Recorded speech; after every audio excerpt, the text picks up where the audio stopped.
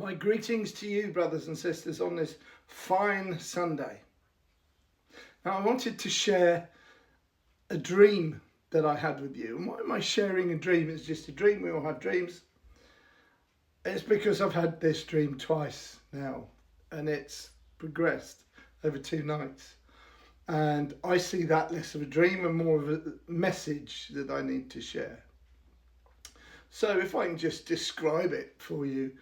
The scene, railway siding, short length of track, and on this track are a couple of railway cars, and they're on their bogies and wheels, and there's no carriage on top, just a flatbed, and there's a couple of them, and they're out there, grass is growing up, it's wild, and there's a pile of tyres there. That was the first night, but I got a strong feeling, stay away from this, don't get involved in this. Okay, it didn't mean anything the first night. Then last night, I dreamt about them again. And now they're there, but there's some axles nearby, some old axles nearby, which I saw. The tyres which were there have now become a big pile of what looks like mats. But again, this feeling, don't get involved with this. So I woke up this morning thinking this has got to be a message of some kind, because it's been really lucid and I've dreamt about it twice, which never happens. Some dreams you want to happen twice. You dream about being with a beautiful woman and no, that never happens twice, at least not to me. But this dream, stay away from these. What can it mean? And then I considered looking around the world at what's happening now, and especially in the West and Western governments, so-called Christian countries run by Christian people, and the absolute hypocrisy of our leaders when we deal with things. And I figured that this train that I need to stay away from is the hypocrisy of plastic Christianity. These represent plastic Christians.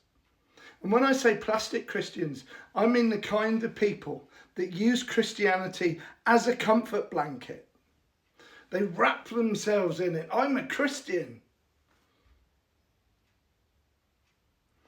All while secure in their own little lives.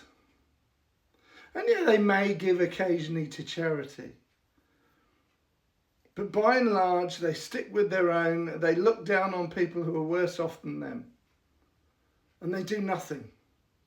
In America, you have school shooting after school shooting after school shooting. And what do the politicians and celebrities do? You're in our thoughts. We'll send our prayers. How about actually doing something? How about being a Christian? Do unto others as you would have them do unto you. Love thy neighbour is about loving everybody. Not just those who look like, sound like, and pray like you do. That's not Christianity. Love thy God. Love Jesus, try to be like Jesus. Very basic things that we can do. And once we buy into that and realise what it actually means to be a Christian, the more likely we are to start trying to be like Jesus, helping the poor, helping the oppressed.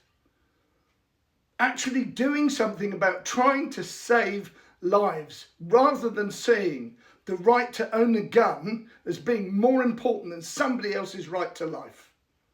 How did we get to this state of affairs? And I'll tell you how. It's because powerful people buy politicians to say what they want, because the system is so utterly corrupt. And yet these corrupt people claim to be Christian. And that's exactly what this train represents. Christianity in the Western world has become rusty. It's become stale. It's going nowhere on a short piece of track.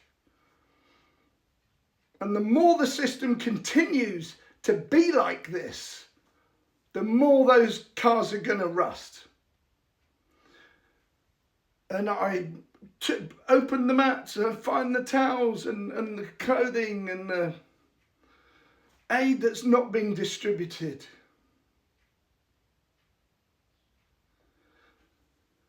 People feel so powerless because we're taught to be powerless. People in America feel they need to have guns because they're taught to live in fear.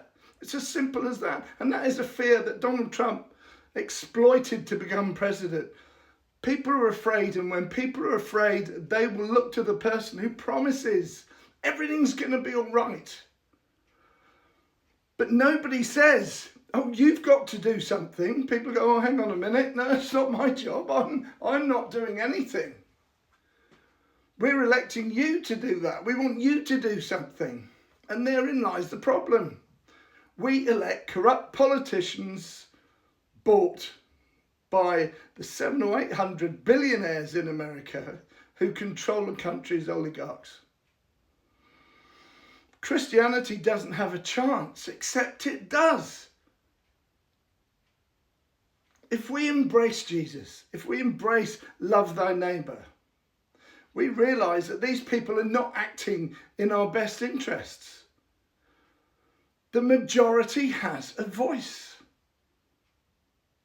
All it takes is a little bit every day in thought and deed.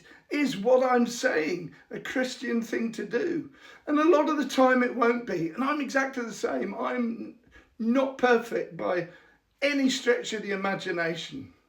I have dark thoughts the same as anybody else. I'm rude to people the same as anybody else. The difference is I'm trying to be a better person, and most people don't, because they've got this blanket of I'm a Christian. Now, a lot of my followers on here at the moment are Christians in Pakistan, and they are real Christians. These are people out in the community, helping the poor, helping the distressed, trying to make a real difference. They're not secure in lives in the West, and we are incredibly lucky to be there. When Jesus delivered the Sermon on the Mount and talked about the Beatitudes, blessed are the meek, for they shall inherit the earth. He was talking to a crowd of people disillusioned by society, who wanted something better, who looked for a leader. And he encouraged them to go away and talk to other people. And so his following grew. And people thought, this is the way.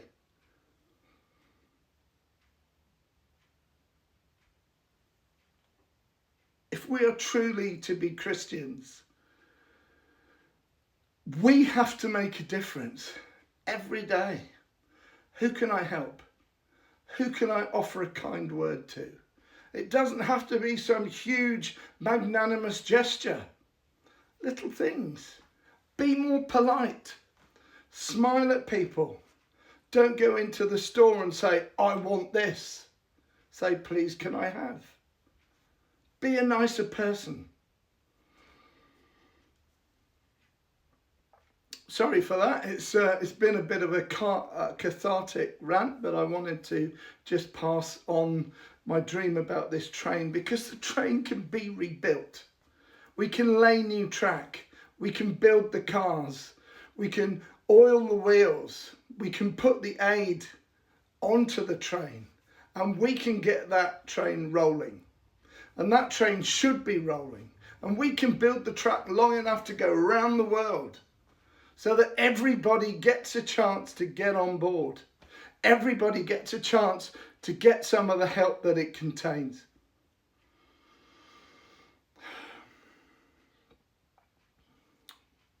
Thank you for listening, and may God bless you and give you a fantastic week.